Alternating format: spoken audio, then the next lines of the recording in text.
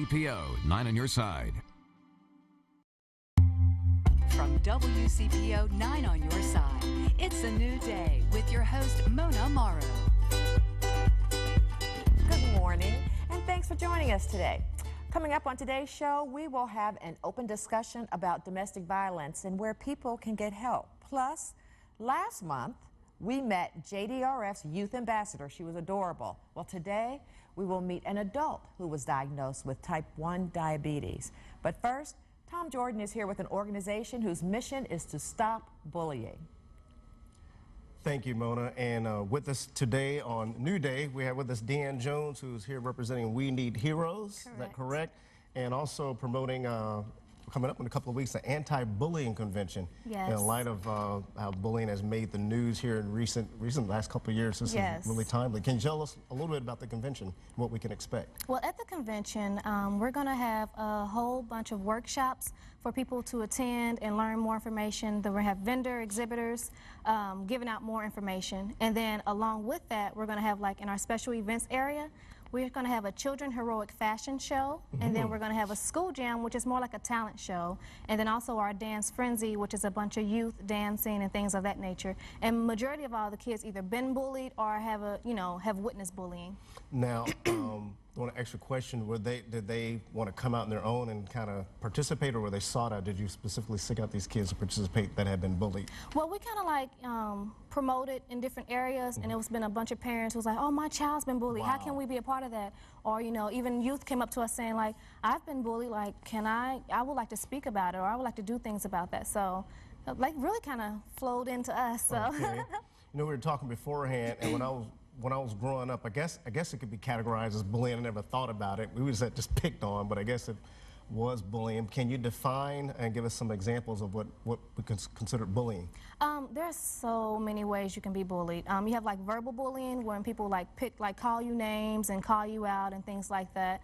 You have physical bullying, when they come up and just hit you and punch you or push you down the steps or things like that.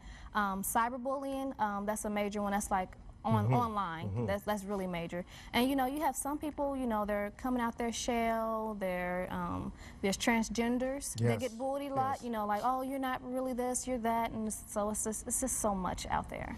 Now, I talked about myself. You brought up in the topic of conversation. I don't know how anyone can bully you, but you said you were the object of bullying. Yes, for so many years in junior high and high school, I was the short, skinny, big head little girl, just so skinny. I just got picked on for my size.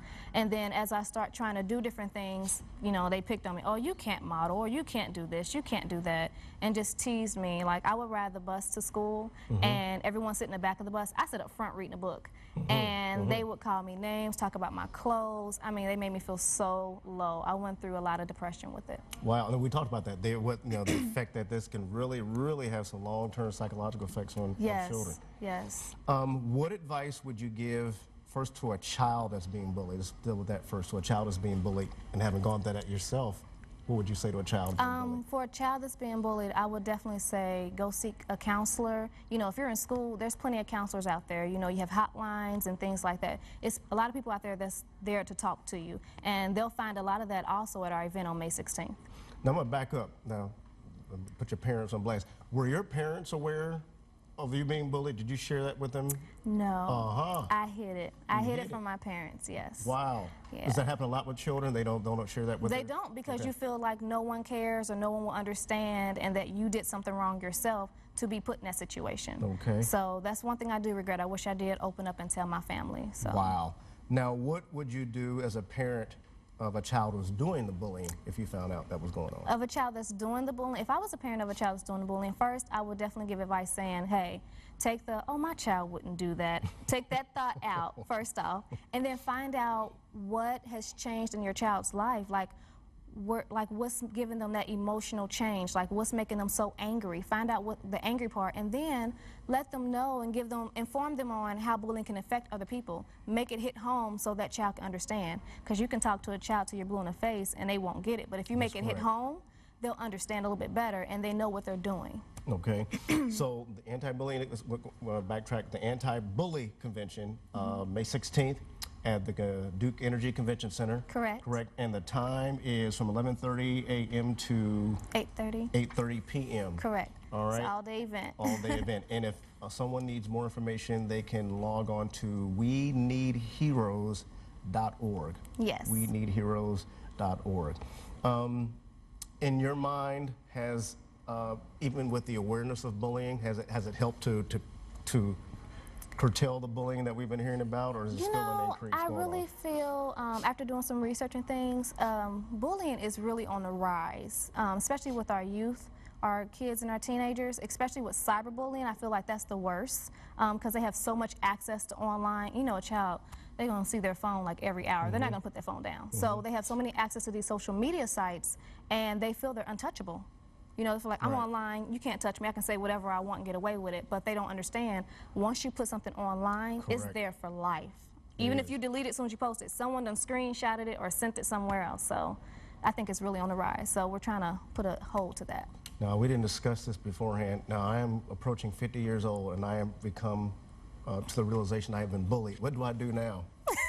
Well, first off, you can take your experience and help other people, help the youth, because they are our future. Because I was, I just started putting on the weight here recently, and I was skinny and everything else growing up, and I had to do that shaking here. Now that I realized what was going on, but a little different, not without what the social media aspect, the cyberbullying is really a whole different ballgame. Yeah, so this convention definitely. is right on time, especially with the transgender issue and everything. Oh, going yes, on. yes, So we yes. appreciate the info. And you're a Woodward graduate? Yes. I always like to ask, in Cincinnati, they say we're one city that we always have to ask what high school you went to. So we want to shout out to the Woodward Bulldogs. All right, and thank you for being on and sharing the information, and we pray that the convention goes well. Thank you. All right, DeAnn Jones, thank you.